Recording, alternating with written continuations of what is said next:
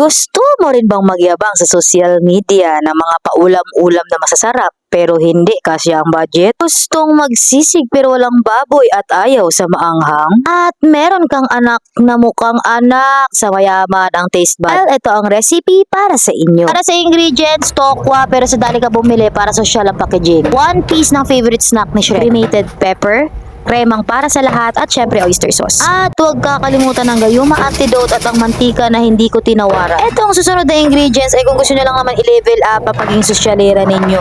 Etong spam at syempre gading-gading. Bago ka makalimutan, kailangan mo rin na pangontra sa aswang. Syempre, ang dapat nating unahin na hiwain, ang dapat na hiwain para salang na lang ng salang. Hindi ka na mapagod-pagod. Sa tokwa, ganyan ako maghiwa talaga kay gusto ko maluto ang lahat side by side. Pero syempre, sa snack ni Shrek, dapat ang hiwa niyan mga maliliit lang. Lahat sila maliliit lang. Pero kung ikaw ay bagong sahod at mayabang pa, bumili ka na lang ng garlic powder at onion para mas madali. Etong ang spam, may kung gusto mo lang i-level up ang pagkasosyalera mo, kagaya namin, o konti lang kinuha ko kay ulam pa namin yung sunod na araw pag walang-wala na talaga. Cubes ang pagkakahiwa para hindi halatang naghihikaos ang kakain at nagluluto. Pagpasensyahan nyo na, gusto ko lang talaga pahirapan ang sarili ko pero cubes talaga ang hiwa niya. Gusto ko lang lutong-luto. Bawasan ng mantika, ilagay sa lalagyan para magamit pa sa sunod na pagluto. Tapos igisa mo na lahat ng pwede mong igisa.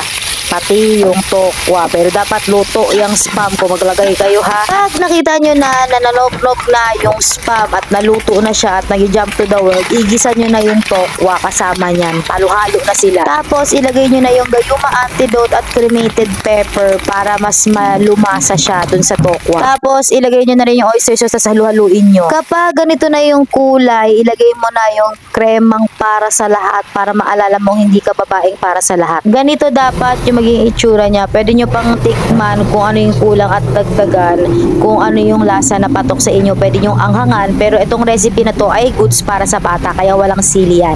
Tapos dinagdagan ko ng sugar para may konting tamis. So ganito ang finished product at lahat ay natakam na. Kaso bigla ko naalala na hindi ko pala napindot yung rice cooker. Grabe yung nakuha kong reaksyon nung nalaman nilang hindi ko na ibaba ang rice cooker. Pero wala silang magagawa kasi kung tinulungan nila ako tapos na. So ayun lang, sana ay natulungan ko kayo magpasosyal sa social media ng mga luto-luto. So ito na, isubo mo na, kain na nga nga.